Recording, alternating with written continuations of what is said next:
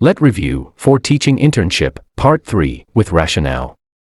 This is JM Pedagogical Review. Before we get this started, make sure to subscribe. Why is it necessary to complete an exit clearance before leaving a school or institution? A. For record purposes. B. For a graceful exit. C. For accountability purposes. D. For compliance.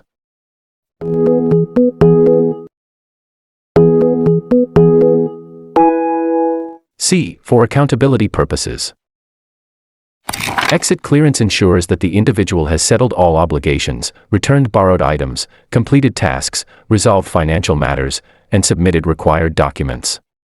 It protects both the institution and the individual by promoting transparency and responsibility. What is the most important purpose of a narrative report in the context of practice teaching or internship? A. For systematic assessment. B. To account for all the teaching experiences. C. To keep for future use. D. To document the stay of practice teachers.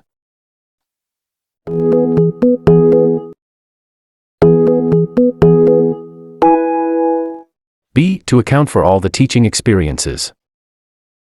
The narrative report serves as a comprehensive reflection of the intern's journey, lesson planning, classroom management, challenges, breakthroughs, and professional growth. It captures the depth and breadth of teaching experiences in a personal and meaningful way. What is the most effective way to account for your teaching experiences during practicum or internship? A. Interview your cooperating teacher. B. Collaborate with your peers. C. Record all your narrative experiences. D. Consult your college supervisor.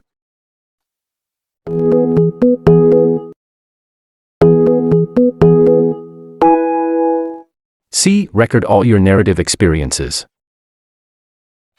Writing a detailed narrative report allows you to reflect on your teaching strategies, classroom challenges, learner responses, and personal growth. It's the most direct and authentic way to account for your own experiences. Why is it important to evaluate the teaching internship program? A. To promote better relations among the school community. B. To enrich the curriculum. C. To change school operations. D. To improve the delivery of teaching internship.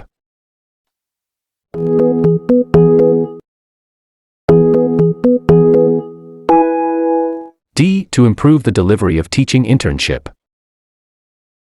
Evaluation helps identify strengths, gaps, and areas for improvement in mentoring, classroom exposure, and support systems. It ensures that future interns receive quality training aligned with professional standards. What core value is demonstrated when a student or intern completes all exit forms before leaving a school or institution? A. Accountability. B. Trustworthiness. C. Honesty. D. Responsibility.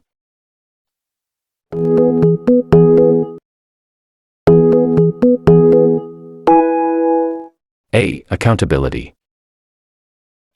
Completing exit forms shows that you are taking ownership of your duties, settling obligations, and ensuring a proper transition. It reflects a commitment to fulfilling responsibilities and being answerable for your actions. Which model consists of three hierarchical domains used to classify educational learning objectives by complexity and specificity? A. Hierarchy of needs. B. Bloom's taxonomy. C. The learning pyramid. D. Education pyramid.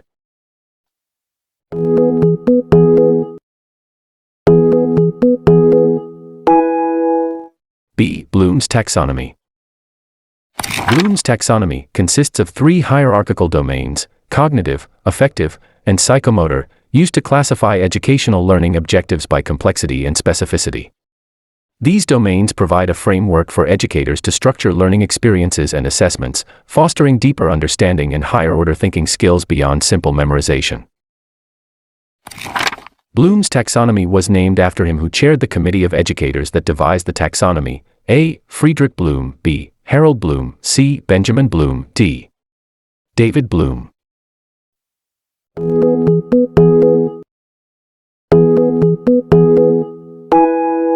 C. Benjamin Bloom. Bloom's taxonomy was named after Dr. Benjamin Bloom, an American educational psychologist who chaired the committee that developed this influential framework in 1956. Which level of the revised Bloom's taxonomy involves recalling facts and basic concepts? A. Understanding, B. Remembering, C. Applying, D. Evaluating.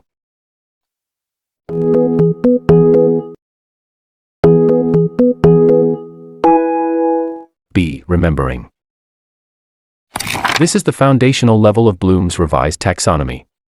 It focuses on retrieving, recognizing, and recalling relevant knowledge from long-term memory. A teacher asks students to summarize a story in their own words. Which cognitive process is being used? A. Remembering, B. Applying, C. Understanding, D. Creating.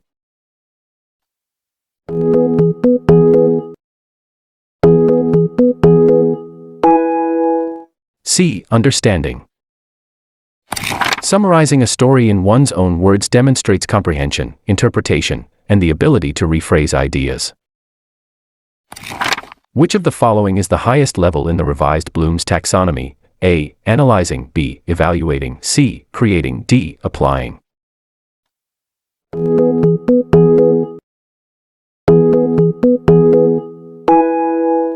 C. Creating. This is the highest level in the revised Bloom's taxonomy. It involves generating new ideas, products, or ways of viewing things. A student uses a mathematical formula to solve a word problem. This shows which cognitive process: A. Applying, B. Understanding, C. Analyzing, D. Evaluating.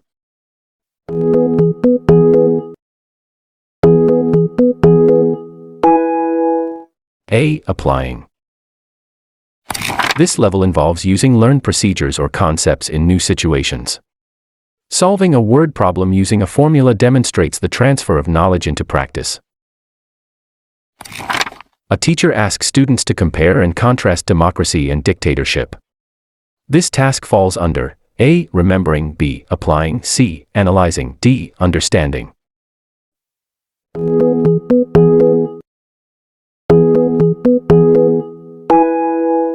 C. Analyzing. Comparing and contrasting requires breaking down concepts into parts, identifying similarities and differences, and examining relationships. Deciding which solution to a community problem is best represents which level of Bloom's taxonomy: A. Creating, B. Applying, C. Evaluating, D. Remembering.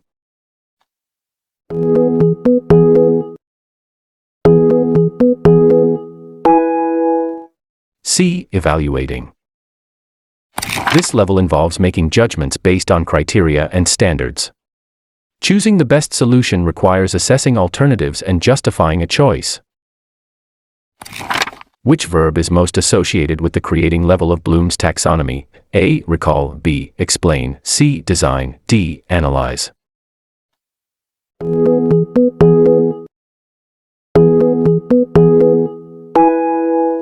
C. Design. This verb is central to creating, the highest level of Bloom's revised taxonomy. It involves generating new products, plans, or ideas. Students are asked to categorize animals into mammals, reptiles, and birds. Which cognitive process is this? A. Remembering, B. Analyzing, C. Evaluating, D. Creating.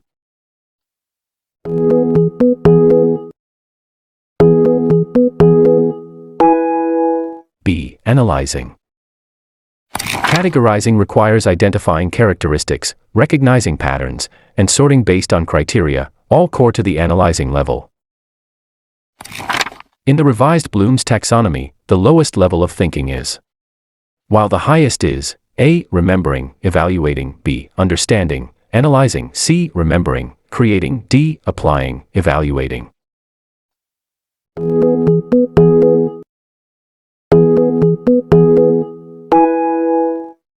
C. Remembering, creating. In the revised Bloom's taxonomy, remembering is the foundational level, recall of facts, and creating is the highest, generating new ideas or products. Which of the following tasks best demonstrates the understanding level in the revised Bloom's taxonomy? A. Reciting a poem from memory, B. Explaining the meaning of a proverb, C. Designing a new experiment, D. Judging the reliability of a source.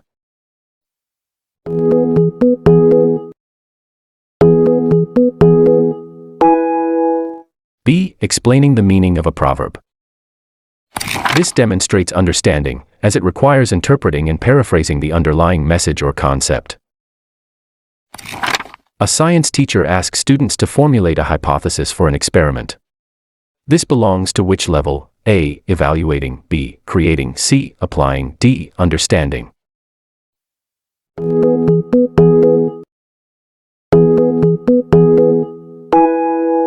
B. Creating.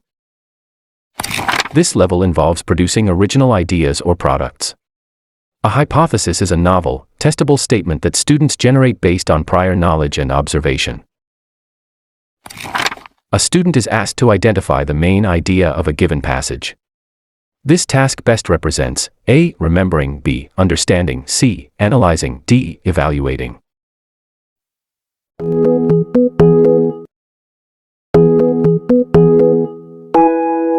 B. Understanding. This level includes interpreting, summarizing, and identifying meaning. Pinpointing the main idea shows the student grasps the core message of the passage. Choosing the most credible source among several articles to use in research is an example of A. Analyzing, B. Evaluating, C. Applying, D. Remembering.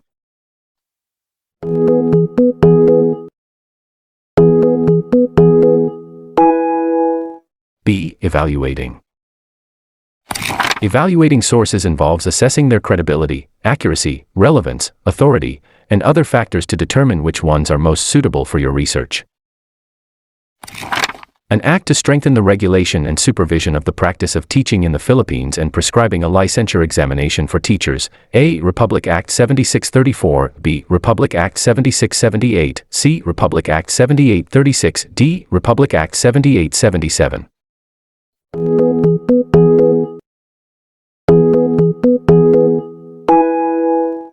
C. Republic Act 7836.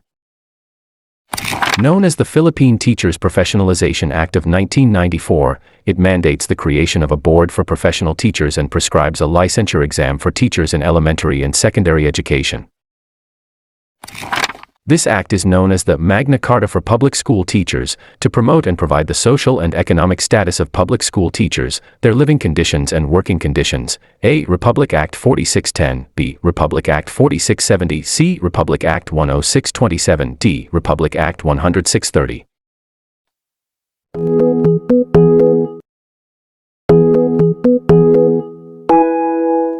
B. Republic Act 4670. Enacted in 1966, this law is officially titled the Magna Carta for Public School Teachers. It aims to improve the social, economic, and professional status of public school teachers in the Philippines, including provisions on salary, tenure, academic freedom, and working conditions. Which Republic Act requires schools to adopt policies addressing bullying and is officially known as the Anti-Bullying Act of 2013? A. Republic Act 10627, B. Republic Act 10755, C. Republic Act 11578, D. Republic Act 11890.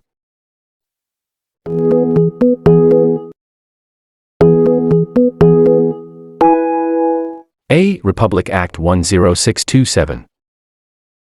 This is the official Anti-Bullying Act of 2013.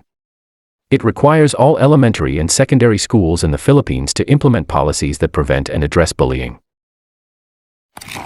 The Republic Act No. 7877, an act declaring sexual harassment unlawful in the employment, education, or training environment, and for other purposes, is also known as A. Anti-Bullying Act of 2023, B. Anti-Violence Against Women and Their Children, C. Anti-Sexual Harassment Act of 1995, D. Anti-Child Labor Act of 2023.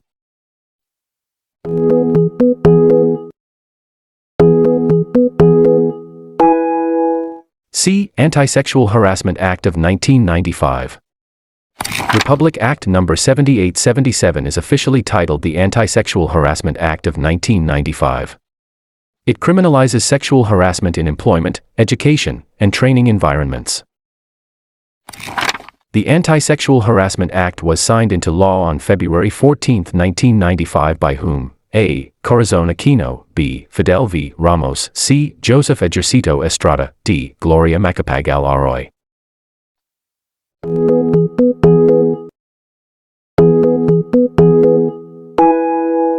B. Fidel V. Ramos.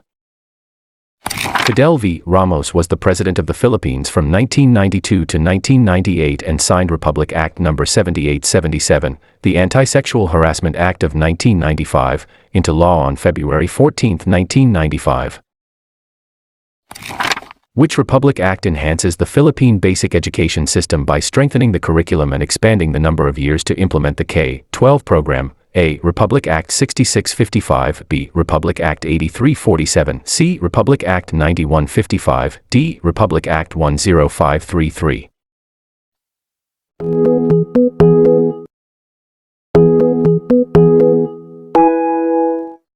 D. Republic Act 10533. Known as the Enhanced Basic Education Act of 2013, this law institutionalizes the K-12 program, strengthens the curriculum, and expands basic education to 13 years, kindergarten plus grades 1 to 12. Which Republic Act is officially titled, Instituting a Policy of Inclusion and Services for Learners with Disabilities in Support of Inclusive Education Act? A. Republic Act 5683, B. Republic Act 7789, C. Republic Act 11650, D. Republic Act 11786.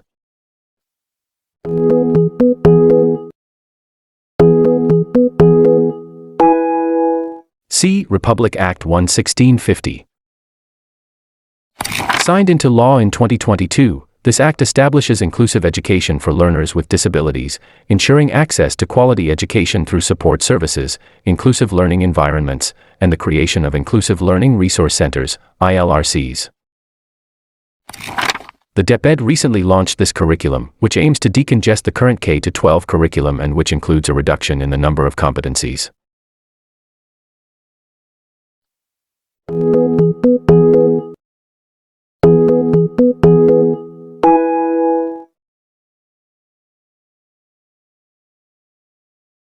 Officially launched by the Department of Education, DepEd, in 2023, is designed to decongest the K-12 curriculum by reducing the number of learning competencies and focusing on essential skills.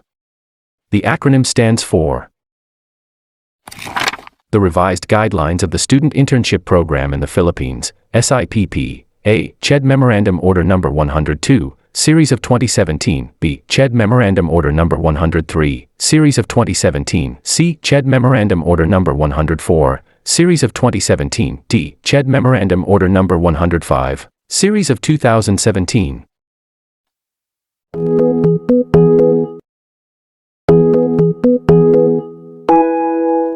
C. CHED Memorandum Order No. 104, Series of 2017. This memorandum contains the revised guidelines for the Student Internship Program in the Philippines, SIPP, for all programs with practicum subjects in higher education institutions. This is known as the DepEd Child Protection Policy, which mandates the department to provide special protection to all learners against all forms of abuse, violence, exploitation, discrimination, bullying, and other forms of abuse. A. DepEd Order No. 40, Series of 2012, B. DepEd Order No. 45, Series of 2012, C. DepEd Order No. 40, Series of 2015, D. DepEd Order No. 45, Series of 2015.